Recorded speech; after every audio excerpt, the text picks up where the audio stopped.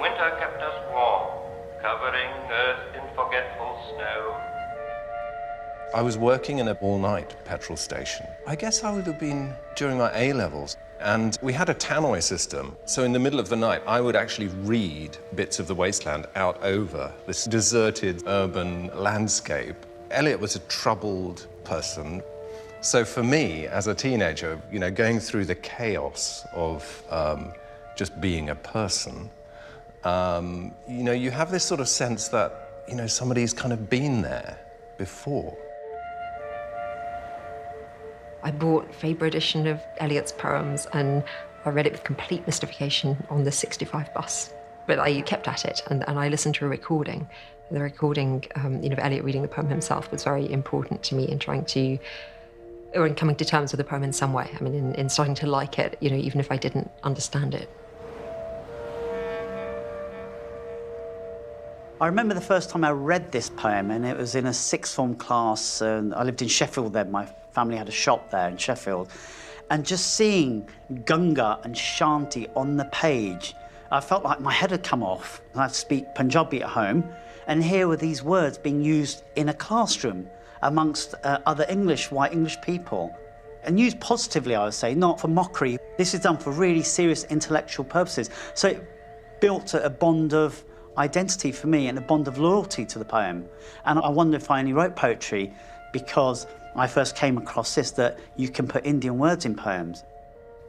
I think when I first encountered the wasteland, I had a real fear of it. I was scared to read it, and I assumed that I would never understand this obscure, coded kind of treasure chest of information that I did not have access to. But coming back to it years later, and I think having begun my adult life and no longer being an adolescent, having a picture of reality, I see that it's really quite clear, and there's a vivid, breathing portrait of humanity and people within the poem that I think has often been hidden behind all the formal discussion and the fragments and the footnotes and everything else that's sat in the way of this, you know, the beating heart of just sadness and loneliness. The wasteland is made up of different voices speaking different languages from different times in history. The first great modernist poem, this groundbreaking work exploded into the world in 1922. Written by the 34-year-old American Thomas Stearns Eliot, it was to transform the nature of poetry. The poem is in 5 parts. It's made up of fragments, often recycling literature of the past to make it new. The wasteland is a bit like going through Instagram, but just you're going back and forwards through time, not just around the world to see who's doing what just now. You're looking at who's doing what in all time, and you're participating in it. It's rather like listening to an old-fashioned radio being tuned between the stations, and what you hear are the passing of different currents and voices with static and interference in between, moving sometimes between languages and places, rather like you're listening on the old long wave. The poem tapped into the consciousness of a world shattered by the First World War. It seemed to speak directly to the spirit of its age, in its apocalyptic vision of a collapsing civilization. 100 years later, it speaks to a whole new generation. Eliot's theme of urban alienation continues to inspire other works of art, from Max Richter's score for the ballet Infra to post-punk band The Fontaines DC.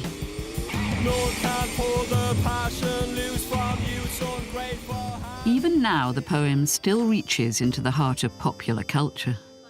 Test. Roses are red. April is the cruelest month. Why does the poem resonate so powerfully?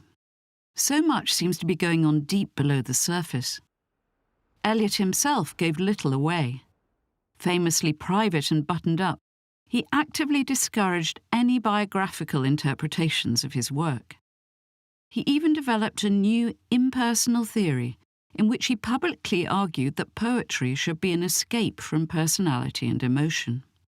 For decades, scholars have been diverted by Eliot's 7 pages of footnotes about his sources, nearly half as long as the poem itself.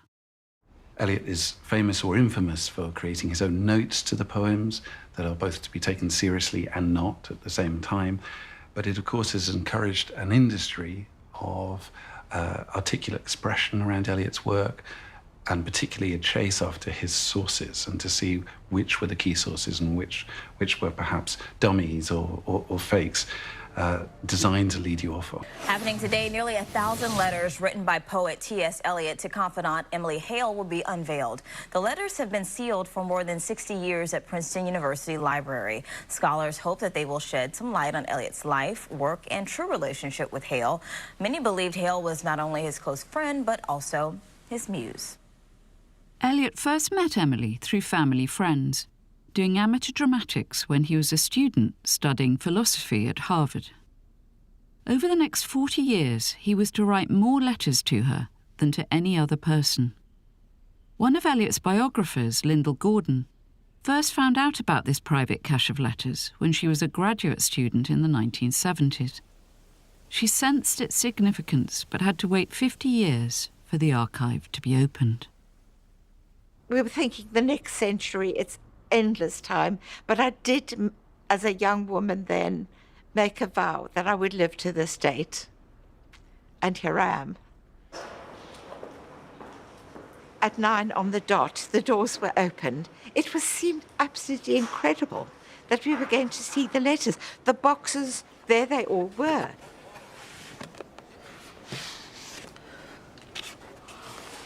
And we just had no idea of what we would find.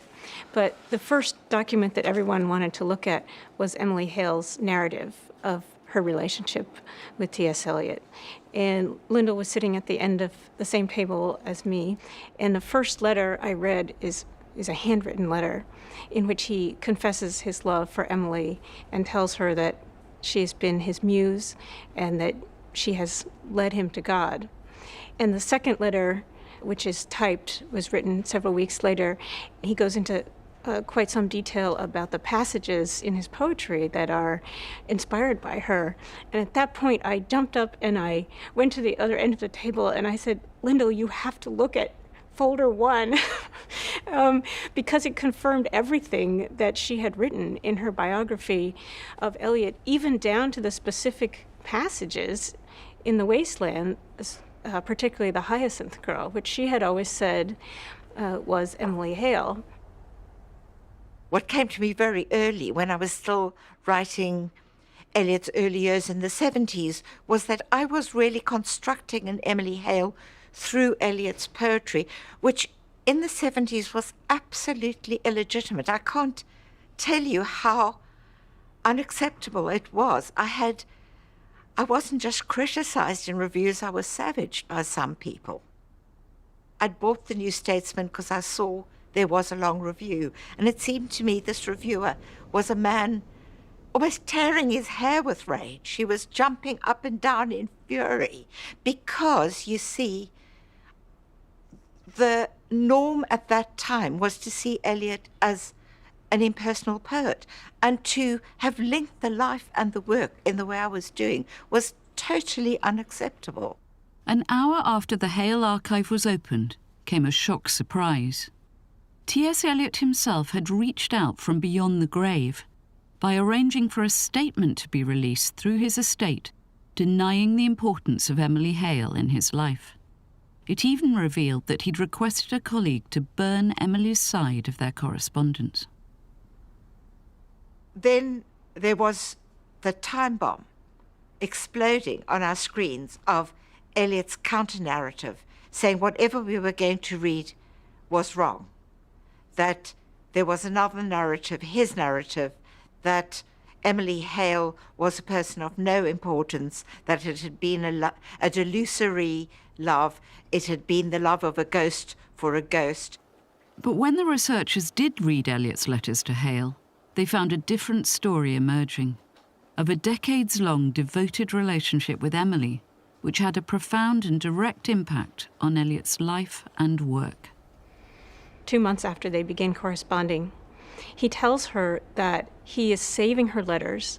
He is placing them in a locked box at Faber, where he works, and he comes back to this point numerous times, telling her that it's very important to him to save her letters and have them opened after their deaths so that people can see and understand what she meant to him, and that his poetry isn't even, can't even be understood without her correspondence. And I'll read to you one of the passages from one of these letters. I admit that it is egotistic and perhaps selfish, but it is not unnatural, when one has had to live in a mask all one's life, to be able to hope that someday people can know the truth.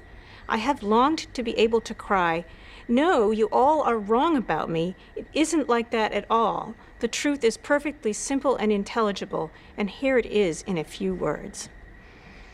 And those words are simply that Eliot loved Emily and that he wrote his poetry in large part for her and out of the pain of separation from her, and that he thought that her letters and his letters together would unlock the key.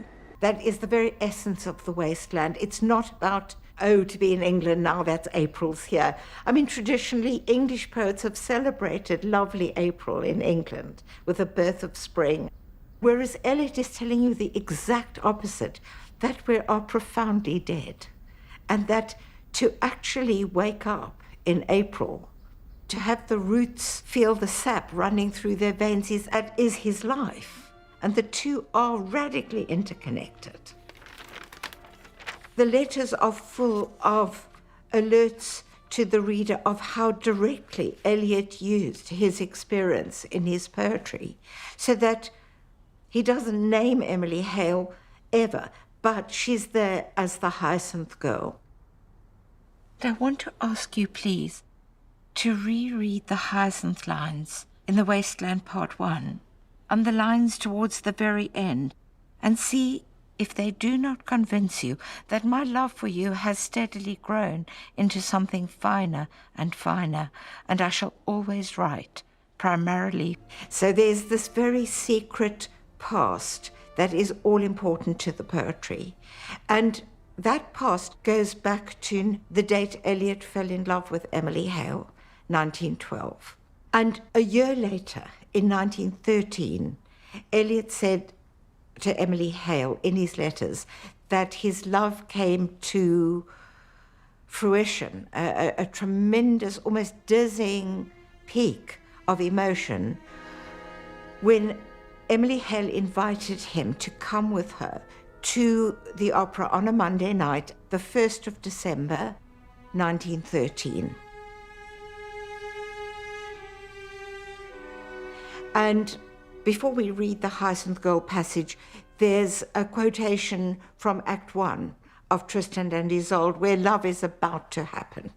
It's about the wind blowing the sailboat, taking Isolde to marry a man she is not in love with and doesn't know. But love is surging up between her and Tristan on that sea journey.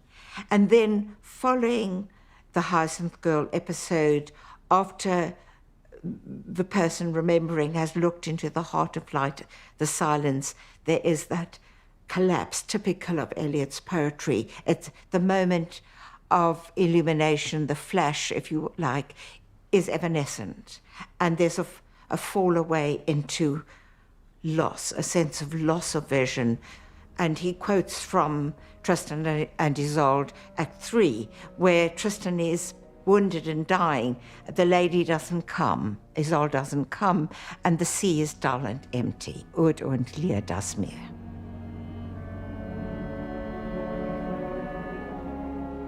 In the end, he did declare himself to Emily Hale in 1914, just before he left America. But he didn't ask her to marry him. He didn't ask her to wait for him. And this is where the hesitant Eliot comes in. He was 26 already and she was 23. They were of an age to marry. And he had excuses in his mind, which he tells her in his letters to her later are all about not having a job yet, not feeling in a position to marry. That's the official public excuse. But in the letters, Emily Hale keeps coming back to that scene where he declares himself in 1914, and there it was open to them to come together, even if he just asked her to wait for him. Keen to escape his family and to pursue a career as a poet, in 1914 Eliot left America for Europe, leaving Emily behind. In London he met a young writer, Vivien Haig Wood. Within a month they were married. It was a decision which Eliot would regret. He later wrote, "To her the marriage brought no happiness. To me it brought the state of mind out of which came the wasteland." What these letters reveal is that The Wasteland is a poem written by a tormented man who realizes he's married the wrong woman, and he can't go back and change the course of his life. But he is constantly replaying moments from it in his mind, including the moment in the hyacinth garden, the road not taken, the life with her that he didn't have. One of the most radical and revelatory aspects of the poem, which gives it lasting resonance, is the way in which Eliot references texts from the past as a way of evoking his own mental state, trapped in the routine of his daily commute to a city. Part of darkness, and it was about the imperfect but high-toned colonial exploiter, Kurtz, who has witnessed and done horrors in the Congo. And Marlowe, who is Conrad's mouthpiece, hears that when Kurtz was dying, he reviewed his life. He looked back over his whole life, and his last words were, "The horror, the horror." In other words, he saw into the horror of his own heart, but not just his own heart, but into the heart of all people everywhere. It would see into the heart of London as well. It is a poem written right after the Great War that's about London and different times and places, but not only about London, about other cities and the experience of living in a city. And I suppose most of all it's about the relationships between people who are all extremely frightened of not having relationships. They're people who've had in the past relationships that are more satisfying than the ones that they seem to have now, and now they are sort of washed up in a place of disaffection and loneliness. But the mechanics of the poem is sort of to bring all those people together, so it brings them into a kind of community. I spoke it often 70 times, I think, in runs, over 35 days, maybe 70 times. And you stop, you hear the words, and then you hear the words and what they're disguising and what they're revealing. And then you stop hearing the words, you start hearing something like the human soul. And the more I performed this poem, or the more I spoke the poem, the more I felt this desolate, lonely. To the magazine he began editing called Criterion. What's curious about it is that it echoes the composition of The Wasteland in that it's a multi-voiced exchange between Eliot and Vivien. Eliot had met Vivien at a tea dance in London when he was studying at Merton College, Oxford. He quickly discovered in the artistic life of London a more congenial climate for his writing. In contrast to his puritanical upbringing in St. Louis, he was among spirited people of his own age who took poetry seriously. They wanted to blast away the vestiges of Victorianism and create a modern tradition which connected with a deeper past. He found a champion in Ezra Pound, who saw in a poem Eliot had written, the love song of J. Alfred Prufrock, a remarkable new voice. He urged him to stay and encouraged his marriage to Vivien. Eliot was never to live in America again.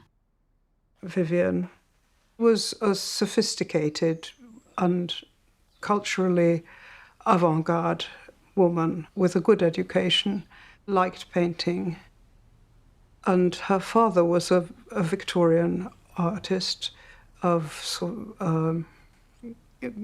moderate talent. She writes a letter saying how great she thinks Pound's early poetry is, and refers to a series of different poems, being quite sort of decisive about them and saying, I think that the second part of such and such a poem is very good, and so on. So she was very alert and culturally aware. She was determined to keep him in England because Pound had persuaded her that she would save the poet in him. And I think Eliot also thought that that was why he married her. He said actually he only wanted a mild affair or a brief flirtation. And I think likely that it was really not he who asked her to marry him, but she who managed to make him agree. Voices of people spilling out of the pub in the evenings. Vivien had a good ear for dialogue, because it's undoubtedly true in the second half of the game of chess, where the speaker is a woman working class. She puts in corrections of Eliot's version, which are much, much more genuine. When Lil's husband got demobbed, I didn't mince my words. I said to her myself, hurry up, please, it's time. And she says, according to Eliot, when Lil's husband was coming back out of the transport corps, and Vivien has put a ring round the transport corps and put a question mark, and then he crosses it out and says, discharge out of the army, and she puts 2 question marks. We have this brilliant piece of dialogue from the woman. Now Albert's coming back. Make yourself a bit smart. He'll want to know what you've done with that money he gave you to get yourself some teeth. He did, I was there.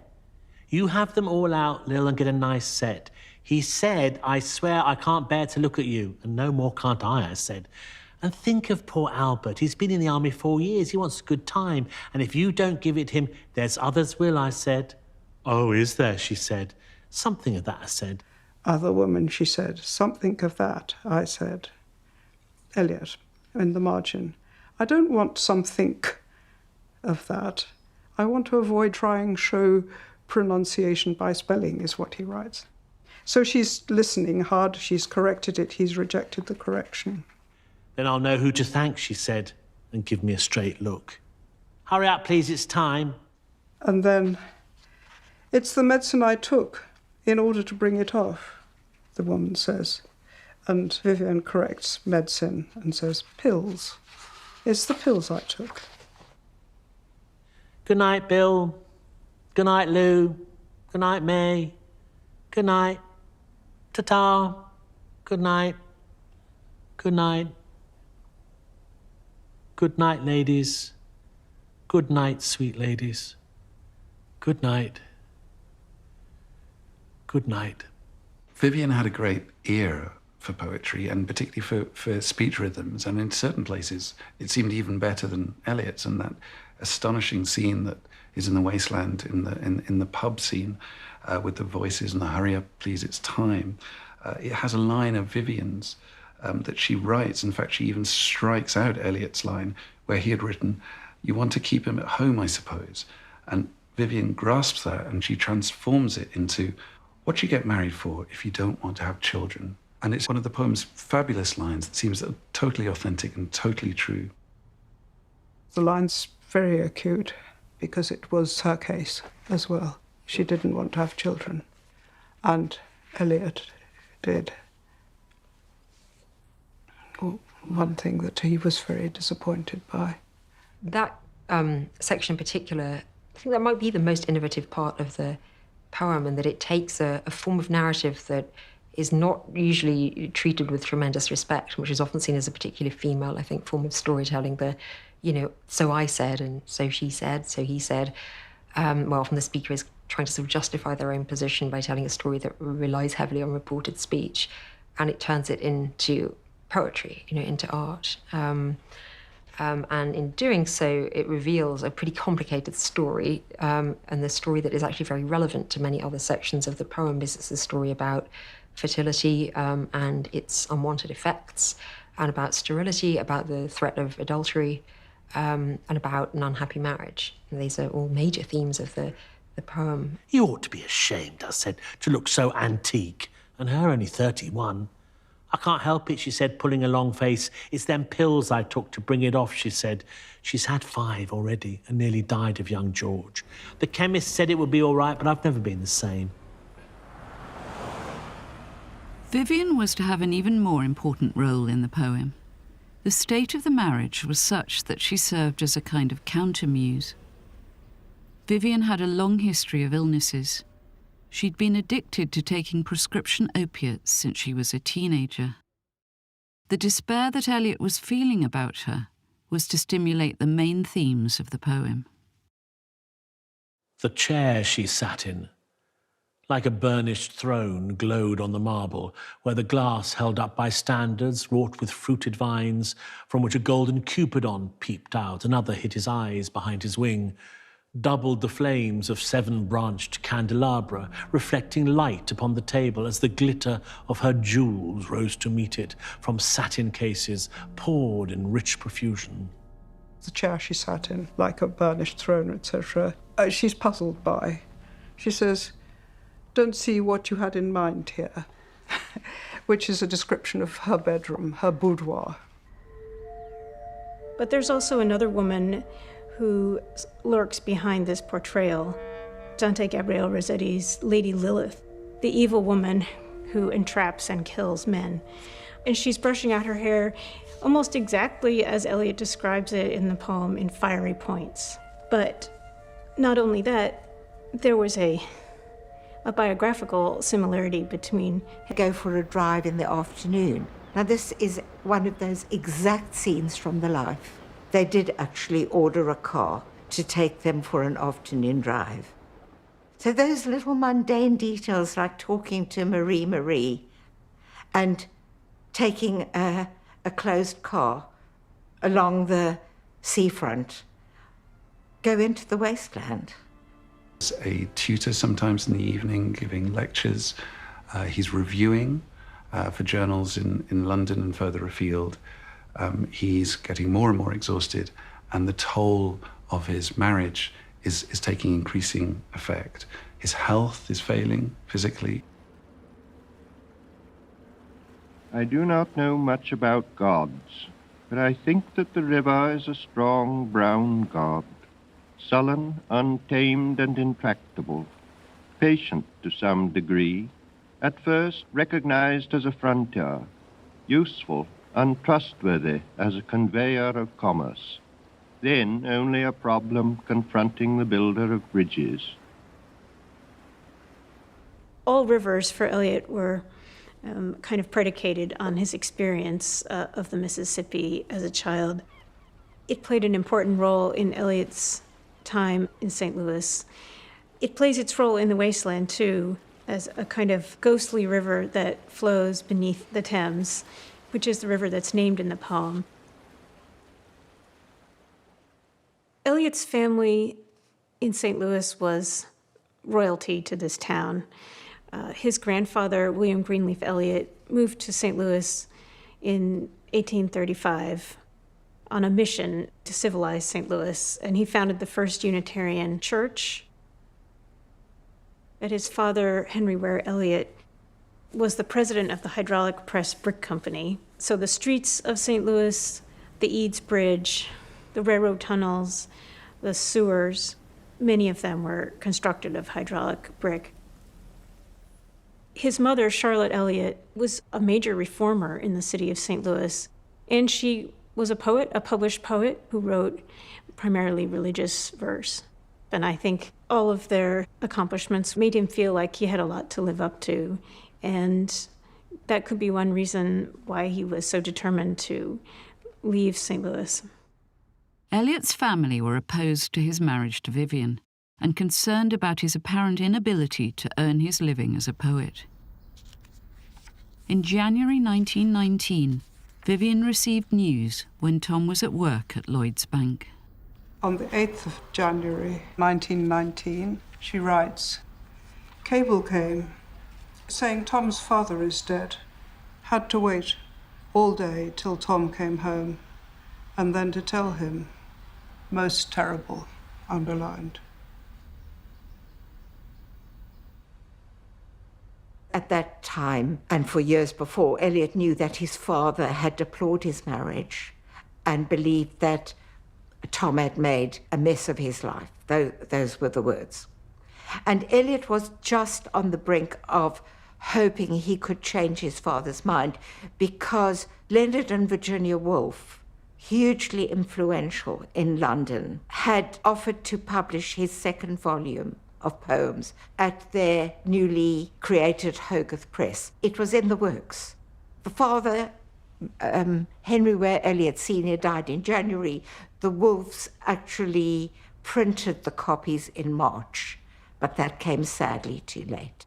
His father died, and it left him absolutely bereft and knocked back, because he thought that he had failed to prove himself to the father that had doubted him, and that now he never would. And he doubled his efforts, that he wasn't going to make the same mistake with his mother, and he was going to prove himself as a literary man. I think he went into a state of prolonged grief. I think the marriage at that state, close as Eliot was to Vivien, was also polluted by adultery. He discovered his wife Vivien's affair with Bertrand Russell, which was a terrible discovery for him. And then in 1921, his mother came after not seeing her for 7 years. And he'd probably wanted to see her and dreamt of it so much that it was bound to be a disappointment. And the situation with his wife was such that Vivien expected old Mrs. Eliot to visit her every day. Vivien was ill, either genuinely ill or staging illness. So I don't think the visit of Eliot's family turned out quite as he wanted it to be. And so when Eliot's mother departed in August 1921, Eliot collapsed and went into a breakdown. Vivien came forward well at that moment, because she insisted that he went to see a doctor. She took him, as he puts it. And they chose the kind of specialist whose word was important enough for the bank, Lloyd's Bank, where Eliot worked, for the bank to give Eliot 3 months' leave of absence. Vivien is the person who sends him to Margate, and he says, I can't start on this rest cure without you. I'm sure the doctors were saying, you don't need her, it's not the right thing, but he says, I can't do this on my own. Vivien knew Margate, having grown up in and around the area and visited there in her life as well. And he goes there with her for time in October. Most of the time he's on his own, some of the time she's with him. He's under strict instruction not to write a thing, not to correspond, certainly not to work in any poetry. But that's what he does, and he finds his way down to the Nayland Rock Shelter, and he sits out there, and he works on the third part of the wasteland. On Margate sands, I can connect nothing with nothing, the broken fingernails of dirty hands. My people, humble people who expect nothing. La la. On Margate sands, I can connect nothing with nothing. The broken fingernails of dirty hands, my people, humble people who expect nothing. La la. When I listened to that, I could feel that his voice slightly trembled. And so that even though he's trying to not let the language affect him, which is actually what actors do, it's not how you affect the language, but how the language affects the speaker. He's desperately trying not to let the language affect him, but it does. Affect him, but it does. And I found that very moving. I only needed that little keyhole crack to know that in there was, a rock about to split, really. And on Margate sands, I can connect nothing with nothing is a strange line to put into a poem which is otherwise full of references. Because he was on Margate sands, and he was not connecting one thing with another thing. Sweet Thames, run softly till I end my song. Sweet Thames, run softly, for I speak not loud or long. But at my back in a cold blast I hear the rattle of the bones and chuckle spread from ear to ear. It's an extraordinary texture of quotations. I suppose the best example is the lines that begin, "But at my back from time to time I hear," and that's Marvell, Time's winged chariot, hurrying near, and instead it becomes the sound of horns and motors, which will bring Sweeney to Mrs. Porter in the spring. Oh, the moon shone bright on Mrs. Porter and on her daughter. It seems to be a song, probably a soldier's song, about a brothel, about a woman and her daughter, Mrs. Porter, and on her daughter they wash their feet in soda water, presumably as a kind of ritualistic cleansing in some ways, but just to get rid of, the possibility of venereal disease, I suppose, in another. But then we cut to something completely different, which is a line from one of Verlaine's sonnets, Et ces voix d'enfants. Chantant dans la coupole, whoosh, and off you've gone up into the period, and something's very beautiful. So from Sweeney to the voice of children singing in the cathedral. And yes, it's a great sort of tide of literary echoes. The typist, home at tea time, clears her breakfast, lights her stove and lays out food in tins. Out of the window, perilously spread her drying combinations, touched by the sun's last rays, on the divan appiled, at night her bed, stockings, slippers, camisoles and stays. Eliot and Vivien used to watch from their own windows prostitutes in the mansions opposite, dressing and undressing. And this is what emerges in the visit of the young man carbuncular in the wasteland, with her underwear spread out to dry on the windows. So I think that is an area of life where they're comfortable together, watching the world go by. I too awaited the expected guest. He, the young man carbuncular, arrives, a small house agent's clerk, with one bold stare. One of the low on whom assurance sits as a silk hat on a Bradford millionaire. The time is now propitious, as he guesses. The meal is ended, she is bored and tired, endeavours to engage her in caresses which still are unreproved, if undesired. Flushed and decided, he assaults at once. Exploring hands encounter no defence, his vanity requires no response, and makes a welcome of indifference. And I, Tiresias, have forsuffered all enacted on this same divan or bed. I who have sat by Thebes below the wall and walked among the lowest of the dead. One of the interesting things about Tiresias, of course, is that he's not an androgynous character, but in a way a transgender character, and a character who begins as a man and then is, for a relatively arbitrary reason, turned into a woman. Various reasons in the mythology for why that is, but usually because he saw snakes copulating. And he lives as a woman for 7 years, and then, for an equally arbitrary reason, probably seeing snakes again, he's turned back into a man. And there was great interest in antiquity in what it meant for him to have had those two forms of experience. He's also, as a prophet, as a seer, someone who's linked very closely to the world of the dead, and so a sort of liminal figure who moves between different worlds easily. And I, Tiresias, have forsuffered all, enacted on the same divan or bed, I who have sat by Thebes below the wall and walked among the lowest of the dead. And I just think that's a fantastic moment of this banal seduction of this girl and this man, woman, ancient, watching it and seeing that it has happened many times before, and the lowest of the dead who have committed terrible crimes in Dante's Inferno are wandering around, and it's sort of all going on at the same time, that we're part of an eternal present in a way. The wasteland is made up of people living out deadening routines, coming to work, going home from work at the violet hour, having sex even as a kind of mechanical routine. Do you remember how the typist puts a record on the gramophone with automatic hand? And that's the aftermath of, we can't say making love with the clerk, they're just coupling. And in the manuscript, it's made vile. They couple like crawling bugs.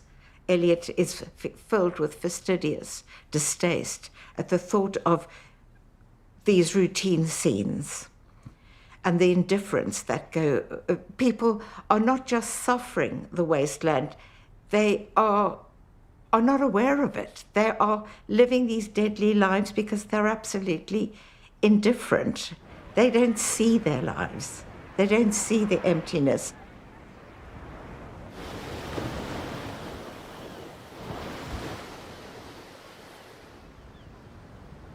While in Margate, Eliot can feel that recuperation is improving him physically. There's no doubt about that. But there's another struggle that is psychological and emotional in Eliot that is not being resolved. And he increasingly seeks the advice of his friends for doctors who could treat something closer to a condition of the nerves. And in fact, he got the recommendation of someone called Dr. Vitoz in Lausanne, who was a specialist working on mind vibrations. And he knew two people who had visited him with great success. And when they encouraged him to go, he made up his mind, and he suddenly left Margate with the realization that he had somebody that might be able to understand his condition. And he went to Lausanne for treatment, and it was, for at least a short time, incredibly effective for him. Vitoz laid his hands on the patient's skull, and he believed he could pick up vibrations and tremors in their thinking that was related to their nervous condition, and that he could encourage patients to reroute those. He was teaching them to overcome their self-consciousness, because he was particularly interested in helping people that were petrified by social interaction or their ability to express or articulate themselves. And this was something that troubled Eliot, that despite his great articulation and his articulacy, he was a cautious speaker. He was famed for being so slow. Virginia Woolf couldn't wait, sometimes literally couldn't wait for him to reach the end of the sentence. She might leave the room before he had. And he was a very deliberate man in his approach. And that was partly because he was so self-conscious about how he was communicating. And when Eliot sat down with Vitoz and was given permission to not be troubled by whatever it was that was troubling him, he was temporarily released. And he managed to very effectively put that energy into completing the poem that was The Wasteland. Eliot spent 6 weeks through the Christmas and New Year of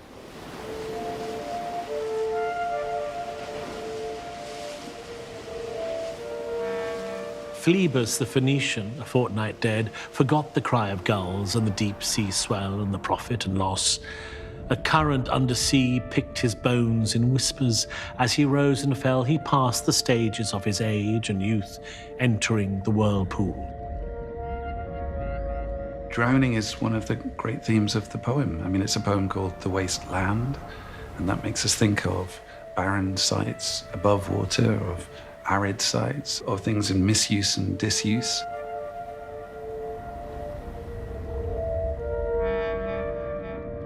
But actually, I think it is as much, if not more, about what happens beneath the water.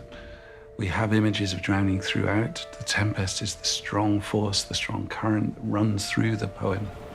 It's the source that perhaps most informs the poem above all others. And I think it does so because of the relationship to his father, who dies very early, unexpectedly.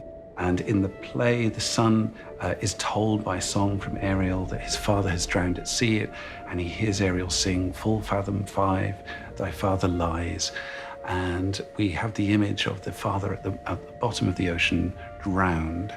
And it's an image that Eliot reaches for within The Wasteland. He reaches into the tempest no fewer than 4 times in The Wasteland. And in fact, he even draws upon the line, "Those are pearls that were his eyes," twice within the poem. And it's an idea that reaches into all parts of the poem. While in Switzerland, Eliot tackles the fourth and fifth parts of the wasteland, and he wrote out the final part of the poem in a very scruffy pencil. He was clearly in much more of a hurry. And when he left Switzerland, he returned back to Paris, where he was seeing Pound, and Pound says, Eliot showed up looking much better and with a damn fine poem in his suitcase, 19 pages, about enough to make the rest of us shut up shop. Pound turned what was a jumble of good and bad passages into a poem. The poem that Eliot was writing while Pound was looking at it was a much, much bigger poem. But Pound saw a different heart of the matter in it, and he set to work on it as early as Eliot would let him. And from then on, the two of them did work closely and symbiotically over the closing stages of the poem to produce a poem that both reflected the heartwood of the poem that Eliot had partly in mind and the poem that Pound thought he ought to have in mind. Pound, as we know, helped to transform a ragbag of fragments into the wasteland, as we now read it. Eliot was, for the most part, compliant with Pound's cuts, like the long sea journey in Part 4 was cut almost in toto. Pound performed upon it what he called a caesarean operation. He heard Eliot's music and recognised that this music was what must be preserved. What was left was a much shorter poem built around incantatory literary cadences that Eliot had absorbed from childhood onwards, expressing indirectly but vividly his deepest emotions. The wasteland does a great deal under the surface, under the skin, and perhaps below the level of Eliot's, consciousness, even when he was writing it, to enforce cohesion between these disjunctive things. So even if there is nothing that apparently, the scenes or the speakers have in common, language itself is working, through assonance, through repeated, through rhymes, half rhymes, repeated words, rain, repeated syntactic patterning to create these links between sections that otherwise could just threaten to pull apart. The poem is really polyphonic. It's very multidimensional in its rhythmic sense.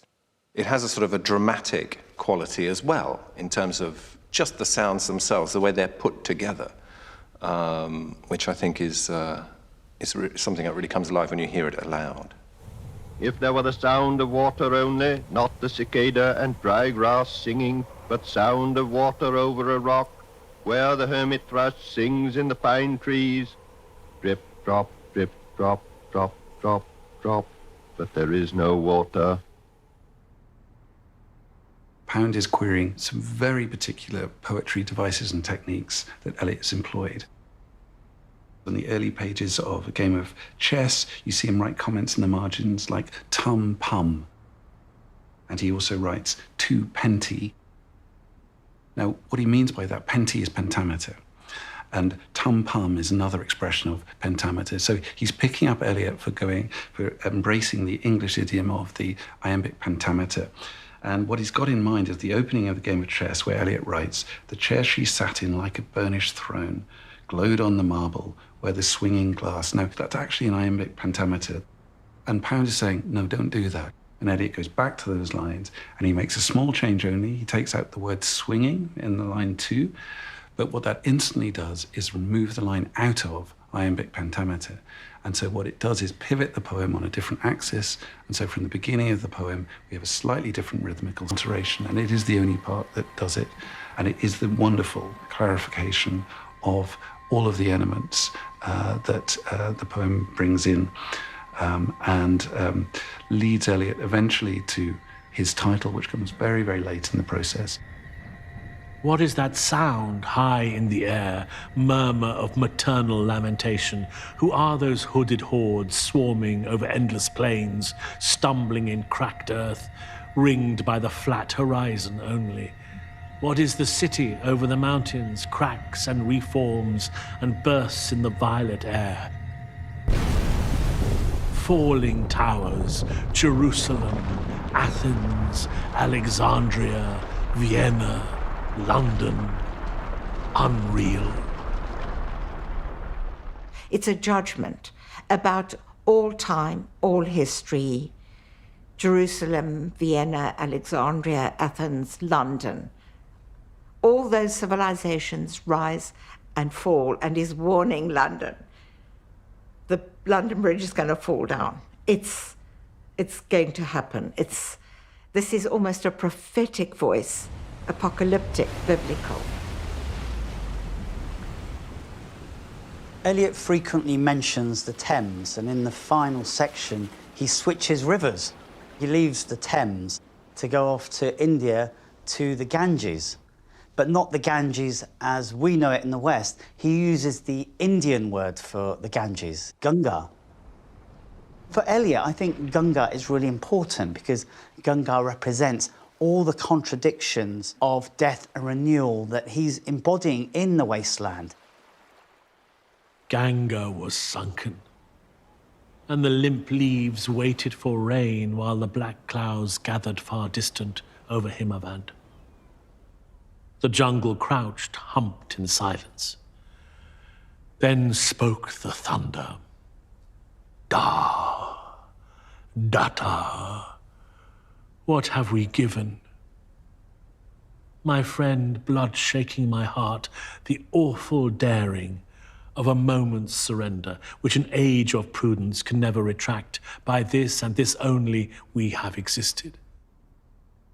When Eliot was alerting Emily Hale to her role in his poems, he mentions a line near the conclusion of the poem, friend, blood shaking my heart, which goes on the awful daring of a moment's surrender. By this and this only we have existed.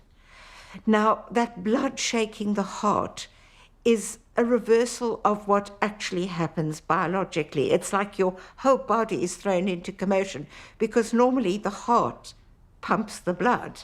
But Eliot brilliantly turns that around. It's the blood quickening in the excitement of falling in love with Emily Hale. Almost thunderously so, because it's linked with, in the wasteland, with the message of the thunder. Wordsworth sent sublime, something evanescent. These moments don't last, almost like visions. And the love for a hyacinth girl in memory tell us that this is not just a poem about waste, it's a poem about renewal as a possibility at the back of the mind. So that the shanti that ends the poem, the peace that passeth understanding, comes towards us as a possibility. Shanti is a word that you would say probably 3 times. And in my experience, my grandfather from a Sikh background, when I was growing up, he used to wear a white turban with long white beard. He would meditate, usually about 5 o'clock in the morning, before he went off to the paint factory. But before he went off to the paint factory, he would do his prayers and then say Shanti, and you could hear him saying it because they're the words he say out loud. And he'd walk around the house in the morning saying Shanti to himself as a kind of word of reconciliation, a word that's an instruction to the self to be at peace with yourself and to be at peace with others. And I think it's a really powerful word because it's always said at the end of prayers. And Indians, various faiths will know that. You say Shanti, Shanti, Shanti at the end of a prayer, which then makes me think, well, hold on, Eliot says it at the end of the poem, Shanti 3 times. So in a sense, the whole poem then, right at this kind of death throat, the final turn of the tail of the poem, there's this little rattle of light where the poem says, I've got one final idea. I want you to think of me, the whole poem as a prayer.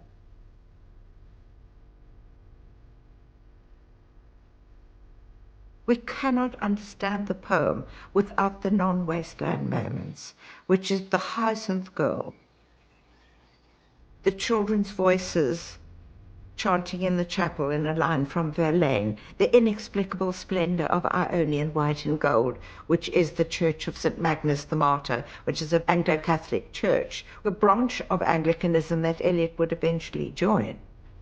And then, of course, at the end, the message of the thunder. Datta Dayad Vandam Yata, given in Sanskrit, looking back to Eliot's student searches for meaning through the Indian scriptures.